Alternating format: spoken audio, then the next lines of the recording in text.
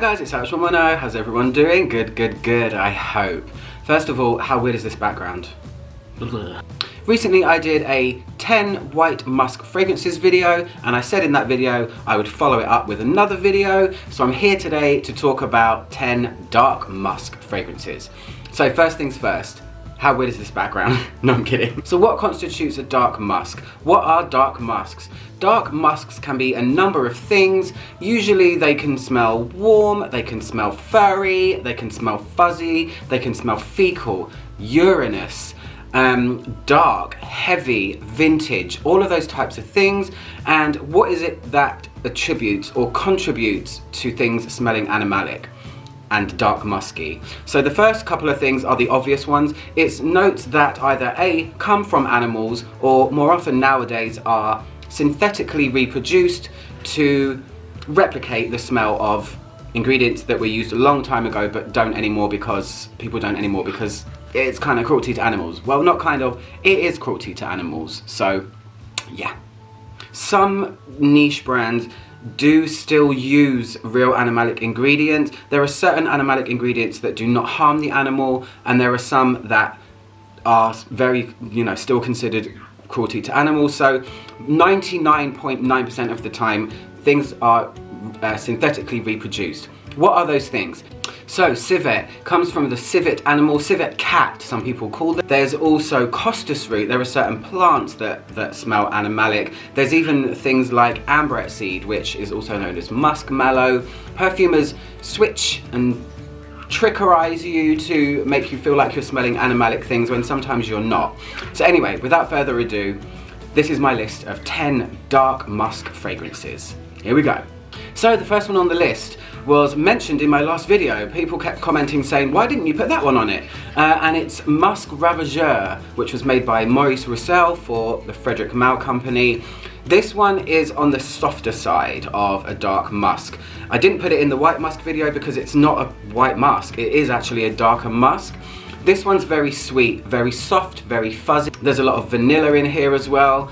And on me, unfortunately, it goes very, very sweet, but it's a very long-lasting, almost, I'm gonna call it furry, gentle animalic smell, kind of like a rabbit kind of musky smell. Think of the smallest, fluffiest, cutest animal you can think of, and you might have it. Tip some vanilla on top, tip some tonka, put a little bit of spice in there as well, and that is Musc Ravageur by Frederic Malle. The next one on the list is Hyrax by Zoologist.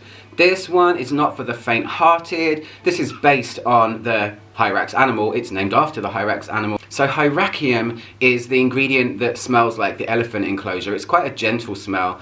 This fragrance is a very dry, arid fragrance. It also has civet in there, not real civet, and it also has castoreum, which is another animalic note that comes from beavers, which is more towards leather. But this has a triple effect with all of those animalic notes. Whiskey, saffron, they were going for Africa, they were going for the Serengeti, or a big open plain where lots of animals are passing through. It's dry, it's very strong, and it's one of the most animalic fragrances on this list. There are a couple of other ones coming up, but Hyrax has to be on this list because it showcases animalic in a very big way. The next one is a giant chypre fragrance. It's by a company called Bogue, or Bogue as some people call it, and it's called MAAI.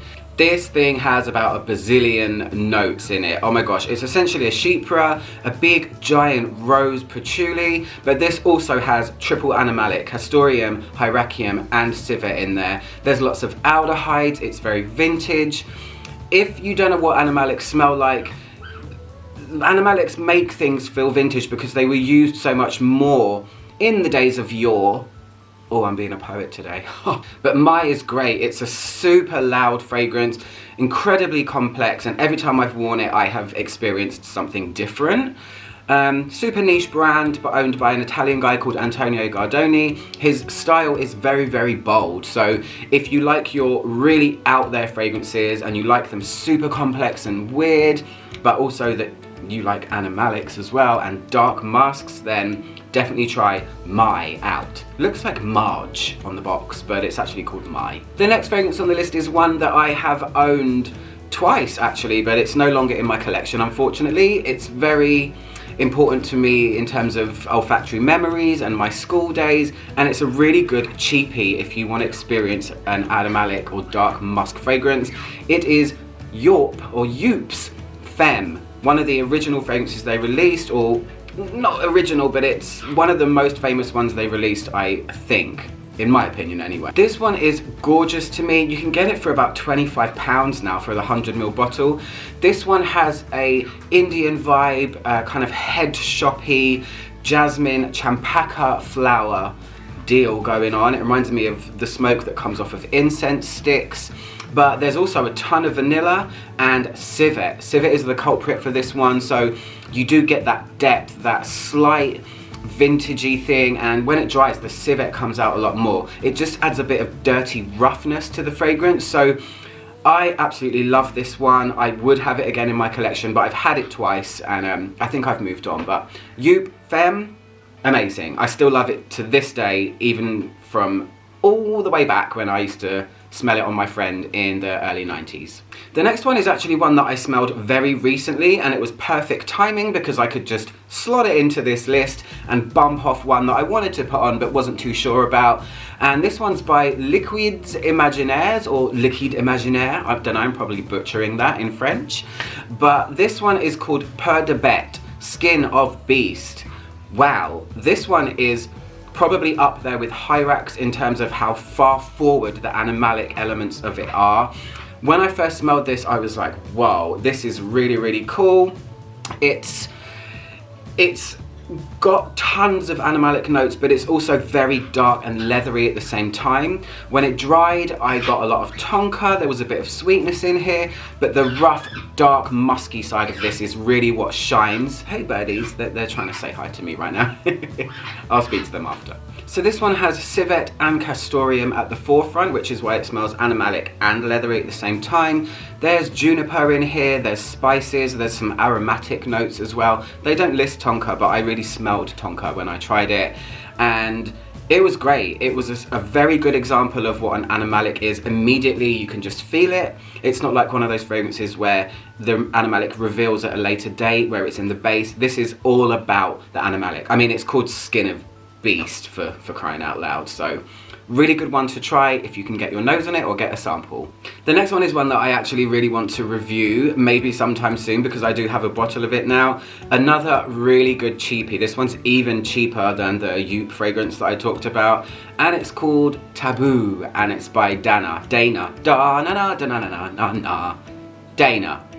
We're gonna go with Dana. This one is a super polarizing fragrance. It has gotten such a bad rap for so many years. So many people think that this is vulgar, vile, but if you like me, no, I'm joking. If you, like me, are a fan of big vintage oriental style fragrances, then try this one out. The opening is gorgeous, tons of resins, amber, jasmine, lots of spice, but lying underneath there you have civet again.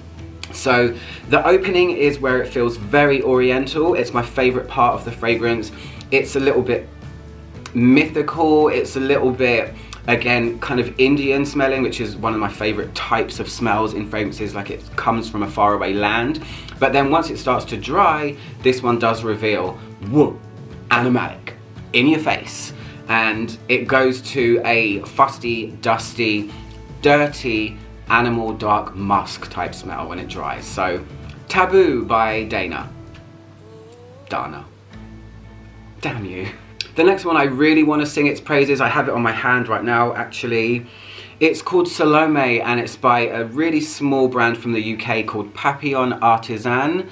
Oh my gosh, the lady that owns this company is called Liz, and she is doing wonders for the fragrance industry. She has 5 fragrances at the moment, I think, or 6. And Salome is one of her animalic ones. It is gorgeous. Her fragrance style is very vintage, very out there. She's not afraid to really push materials forward and let them shine. And Salome is essentially a jasmine. It's a rough, dirty jasmine, unforgiving, unabashed, unashamedly a jasmine fragrance, but there's also rose in there as well. there's Musc, and then you have civet as well. I'm pretty sure it's civet in there. Yeah, goes to check. No, it is not. I stand corrected. It's actually Hyraxium and Castoreum in there. So leathery, Animalic, Hyraxium is the elephant enclosure one I said, but then it's all mingled in with a dirty jasmine that makes the jasmine feel even more dirty. Really throwback, smells like fur coat. Oh, just kind of glamorous from way back when, and that's why I like Liz's style. She's making things that feel like they're from the past, but she's making them now for us now to enjoy. She's the vintage brand that I really love. So try out Salome by Papillon Artisan. The next one is a real trickster. This one is one that lulls you into a false sense of security and then it just whacks you with an animalic. It's called Sideshow and it's by a company called Gri Gri. The same perfumer behind this brand is the same perfumer as Jardins d'Écrivain, which is another brand that I really like.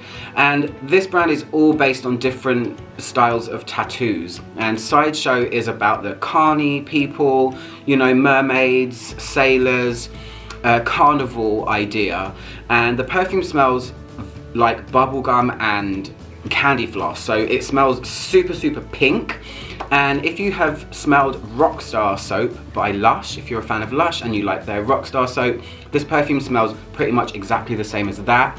However, don't let it fool you, because once it starts to dry, this Hyraxium note starts to come out and it really just makes everything what was fun and pink super dirty, leathery, a little bit darker, a little bit fusty, a little bit something's coming out of a cave type of smell. So it's pink and bubblegummy and candy floss, and then it takes you to a really dark place. It's almost like a 180 when you wear it. So that's a really fun one to put on the list, and it's really strong as well in both areas. It's a super pink and then it's a super animalic, all in one.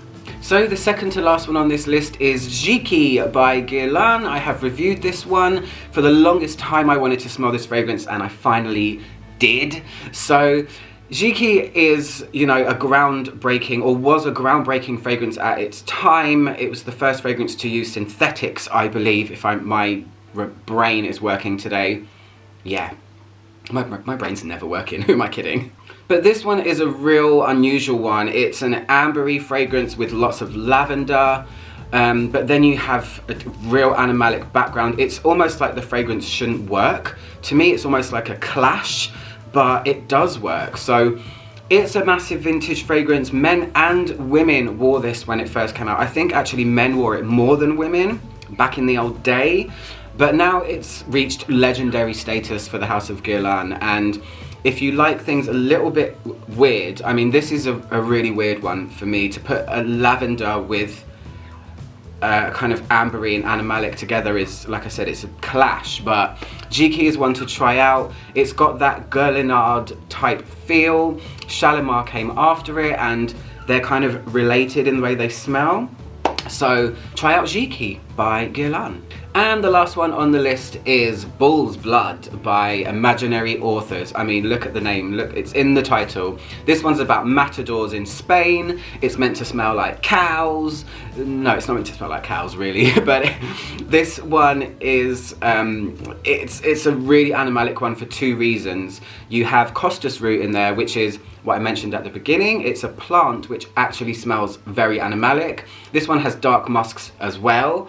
And then you have tobacco and Spanish rose and patchouli. So this is this one's really rough, this one. And it's not for the faint-hearted because it really pushes the animalic boundary. But the people that I know that have worn this really like it. It's definitely edgy. Imaginary Authors come with these funny stories and anecdotes, and this one is, I think, a standout in their collection for being wacky. It's one of the more wacky ones to wear, but also it's a great example of an animalic. Dark musks and costus root. So that's my list, guys. I'm done. I hope you like this background.